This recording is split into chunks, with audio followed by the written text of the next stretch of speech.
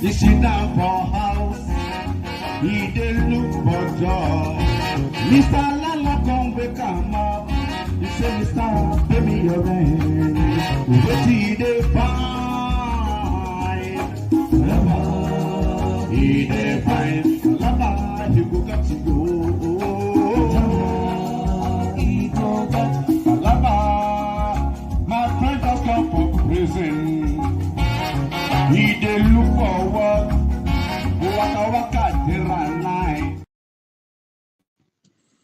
Hello and good morning, everyone. Thanks for joining this morning. Today is Saturday, 24th day of August 2024. Today we'll be talking about the insecurity challenges from around the country, but particularly what is going on in Benue State.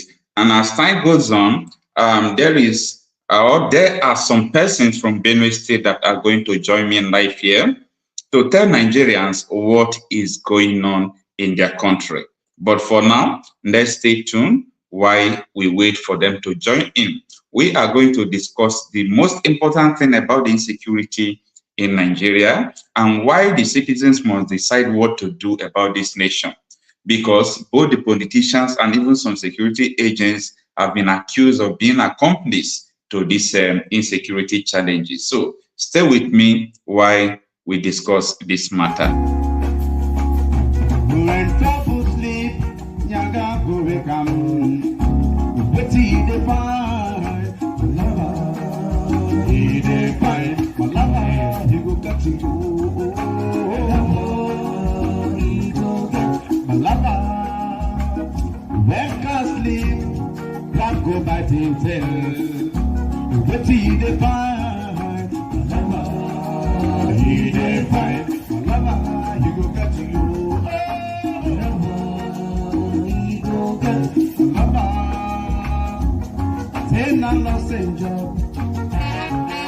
He sit down for house, he dey look for job. Mr. Lala come wake him up. He say, Mr. Pay me your rent. What he dey find? He dey find. Lala, he go get to go. He go get. Lala, my friend just come from prison. He dey look for work. All right. Happy weekend to you all. Thanks for joining this morning. And the insecurity challenges in Nigeria is something that is so worrying. It's something that is so disturbing. There is no place someone will come out in Nigeria to talk about, security that is free. No, everywhere is not secure in Nigeria, from the north to the south, from the east to west. But there are some particular areas that are like the battlegrounds of this terrorism, where people, are dying anyhow, where communities have been sacked. And some of them are Benue State, Sokoto State, and so on and so forth. So these places, they are the mercy of the bandits, the terrorists. And let me just show you this. You see, these are part of Benue State. This happened recently. That was yesterday. This is people's community. These are people's, villages have been sacked. Sometimes I begin to ask, do we really have government in this area?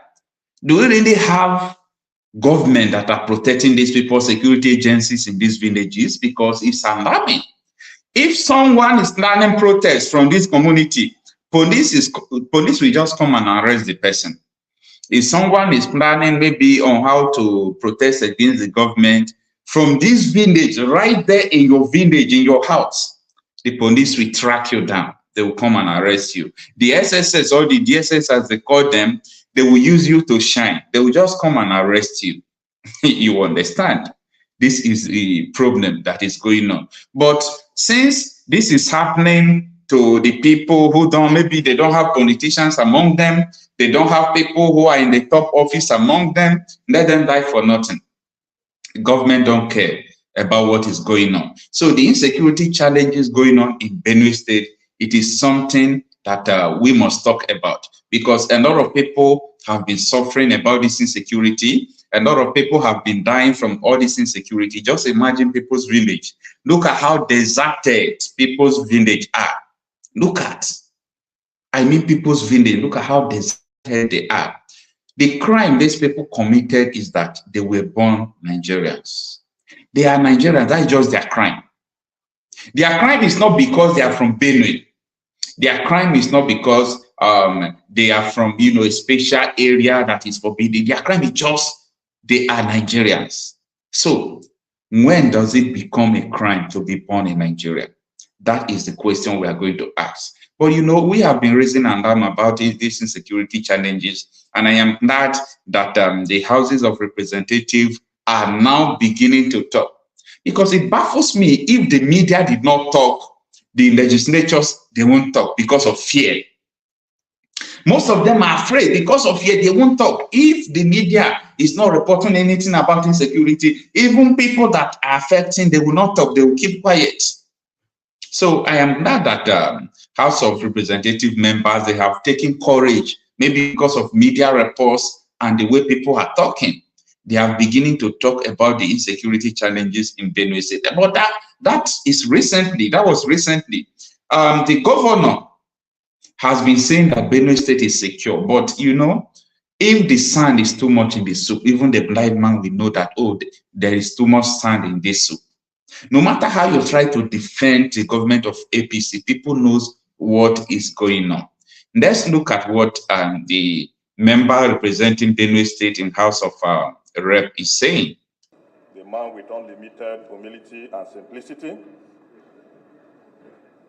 Respected honorable colleagues, my name is Honorable Pastor Ojema Ojotu. I represent the good people of Apagatu Federal Constituency of Benue State. Mr. Speaker, I wish to crave the indulgence of the House to, in line with Order 8, Rule 5, consider this my motion that border on the insecurity and invasion of the people of Apagatu Federal Constituency. On this note, I'd like to move that we should suspend the relevant rule of the House and give me the opportunity to present this motion that is of urgent national importance. I so move, Mr. Speaker. Presenting Fufore Song Federal Constituency, Mr. Chairman and Mr. Speaker, I'm from Adamawa State. I rise to support the motion presented by my friend and brother on the first leg of his motion. I so second, Mr. Speaker. Thank you. Respected honorable colleagues, this motion is on attack on the Apagatu Federal Constituency, call for swift action against relentless, deadly invasion and attacks on the constituency. The House notes that series of deadly attacks commenced in Apagatu Federal Constituency of Benue State. Honorable Shagaya, on January, please be attentive. On January 18, 2024, resulting in the tragic loss of more than 60 lives, including 3 security operatives, 2 soldiers, and 1 Nigerian security and civil defense personnel who paid the ultimate sacrifice in line of duty. And where the attacks have devastated over 20 communities, namely Ogumogbo, Ikpele, Ejima, Ugboju, Omaga, Udugbeho, Okokolo, Opopolo, Edukwicho, Obugodo, Iwili, Omogidi, Idada, Iga, Ugboju, and others within Apagatu Federal Constituency. Also aware that the attackers, suspected to be armed headers, have caused immense suffering, destruction, and displacement of innocent residents, leaving behind a train of sorrow, death, and despair. Concerned that many persons remain missing and their whereabouts are yet to be ascertained, compounding the anguish and their families and communities. Recognize that Apagatu people have consistently been victims of similar attacks in the past, and it is imperative for the government to address the root causes of these recurring attacks and invasion. Inform that there still exists an imminent threat for further attacks.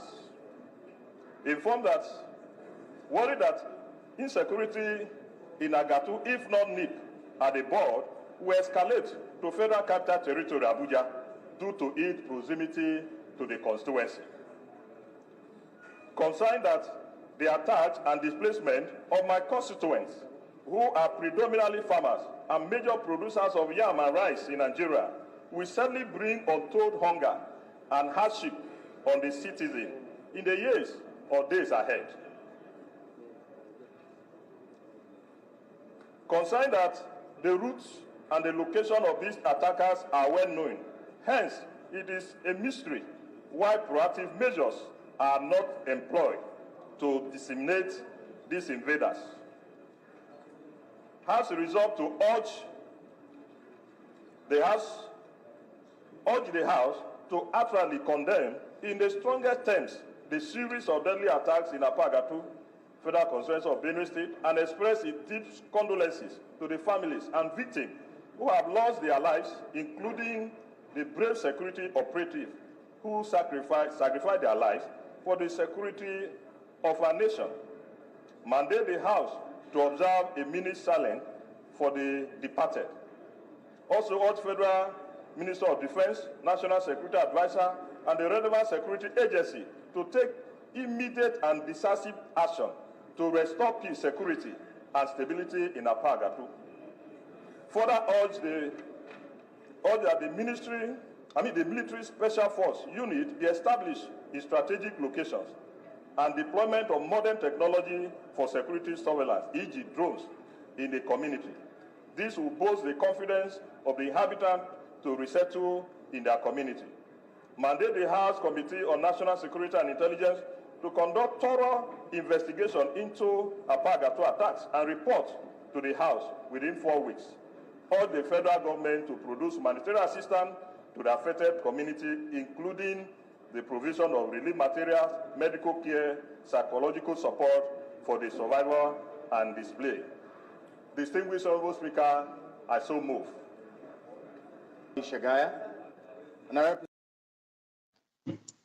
All right. I am not going to blame the House Speaker that he's talking or that he went to the House and he spoke about what is going on in Benue State. But I am going to blame them generally. I'm going to blame the government because they are fond of talking. Who are the people sponsoring the bandits? Who are the people sponsoring all these terrorists? Because it is not enough for you to come and just make statements so that people will see that you are talking about relief materials, you are talking about how to do this, but something is really going on, something is terribly going on. That is what people are supposed to talk about. That is what people are supposed to talk. How can we stop this? Why is it that the military, the police, even when the attackers will write message that they are coming to attack the village, they will still come, they will attack the village, they will go free. So what is going on? Why is it that these people are not ready to stop the insecurity? And all is because the other day, the man that died in Sokoto State, Sabo Bini, something like that, the bandit who kidnapped the man and killed the man told the whole world that the House of Assembly members sent him. He said, a politician sent us to you. A politician sent us to go and kill you. So, you know, it's so unfortunate to see what is going on in Benue State. So, it is important the whole world know that look at what is going on. And what pains me most is that most of these villages in Nigeria, the media is not even reporting well what is going on. I am tired of, you know, receiving messages, and you see all these houses that I was showing you people before, all these things. People send it to me, look at attacks and so on and so forth. But you can't see all these things in the national television. Because they will say that if you are reporting it, meaning you are trying to work against the government. Nigeria can twist everything. They can twist every story. Everything they want to twist, they can twist that. It's so unfortunate. I'm trying to connect from people from Benue State that I scheduled this interview with, but it's not connecting. Maybe they have a poor network. But nevertheless, you can actually join this live streaming through this StreamYard link. When you go to the comment section, you will see it. And you can also join us through WhatsApp call while we discuss this problematic issue that is going on in Nigeria. The government don't want to proffer solution to it because they are accomplices. They know what is going on. So the people are asking, what are we going to do? That is what the people from Benue are asking. Stay with me.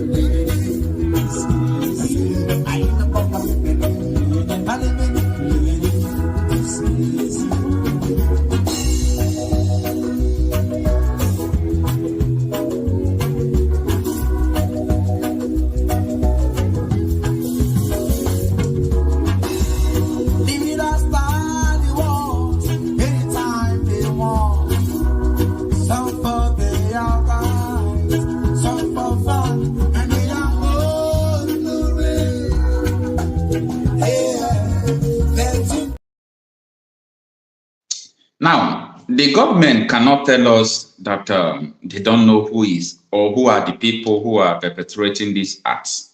They can't tell us. During the protest, you saw how the government quickly, they went to arrest people who are carrying flags, people who are even planning any calls you are making, they will know that, oh, you are preparing for protest. I was imagining, so Nigeria have this kind of intelligence, and you see evil happening from one place to the other, from village to village. Now, you know, 40 minors were arrested during the Ember governance protest. This is a news that the federal government have been hiding from people. I mean, 40 minors underage, they were arrested during the Ember governance protest. So this is insane. How can government police arrest minors? Minors can feel hungry. Yes, they can feel that, oh, I am hungry. I need to protest because I am hungry. You arresting them is out of law. It is an extrajudicial arrest. So now I'm trying to establish the fact that Nigeria have intelligence that if they want to arrest anybody Nigeria say they want to arrest, anything they say they want to do, Nigeria have the capacity to do it. Nigeria have the capacity. If they say they want to stop the insecurity, Nigeria have the intelligence, they have the capacity to do it. But it's so unfortunate that they don't care. Anything you say or do, they'll just say, oh, you're attacking, what's it called? You're attacking the government, you're attacking this, you're attacking that. But I thank God that Nigerians, some of them, not all of them, many of them are still sleeping, but some of them are already awake and some of them are fighting hard. We must call this government the way they are. This government, they are all bandits, according to Obe Ezekwesili on her interview on Chinese television. He said that Tinubu's government are bandits. Intelligence of the Nigerian public between the executive, the president, the presidency, the National Assembly. I think they are decided that they are the bandits. They are the bandits. All of them. The political class has decided that they are the bandits against the people of Nigeria. Because I do not see how it is feasible that the topmost priority of a government that has this level of biting hunger in the land, this level of poverty, where its people are dropping into poverty per minute, would consider the purchase of a befitting aircraft for the president. Yeah, that is what concerns them. You know, the president really have to look good on the aircraft. They want a better aircraft for the president. And they went to buy second-hand aircraft that is 10 years old. And the presidential jet that they are abandoning is 19 years old. And Obasanjo bought it newly. So that's a by the way story. We are going to talk about that. There are some sensitive information from Benue State, and that is why this interview was scheduled with people from Benue State who are receiving the attack. There are some sensitive information that I don't want to come out from my mouth. I wanted it to come out from the horse's mouth, from the people that are receiving the attack. There are so many informations they have given to me. I said, no, let me schedule an interview with you people so that you people will come. I will bring you to live. You will tell the world what is happening in Benue State, because I am not the one that is going to say this, so that they will not say it is Okocha that said this. So unfortunately, I don't really know what is wrong with their network. I've been trying to connect to them to come to life here so that I will speak with them, or if it is true, I don't know, but we plan this together. And I think, and I will still insist that they are going to come to tell us what is going on in Benue State, because they told me what really transpired, how some politicians there, you know, are giving bandits money and so on and so forth. It's an interesting story that will make you to understand when I say Nigeria is done, Nigeria is done. When I say Nigeria is gone, Nigeria is gone. So this information, I will like to share it when they come live. So I would like to, you know, to find out why these people are not coming to live, and if it will warrant us to reschedule the live, because I want them to come and tell you what is going on in Benue State, and you will be shocked about what is going on. So at this point in time, I think I really have to go back to call them and find out why they have not joined. If it is their battery or if it is their connection, we have to reschedule the, you know, the interview so that they will come out and speak with their mouth. Because this time around, the information is so sensitive, so I don't want to speak it by myself. I don't want to pass the information to people. I really want them to come and speak about it. So if they don't have internet again, or they don't have connection again, meaning I am going to reschedule this interview this evening, because I really want them to come live to say that. So for now, stay with me. If I couldn't reach them, we'll end the stream and we are going to reschedule it, and let us have them in. But before I will go, let me also try to reconnect with them. But if they didn't join, I will end it and make sure I have them to come in.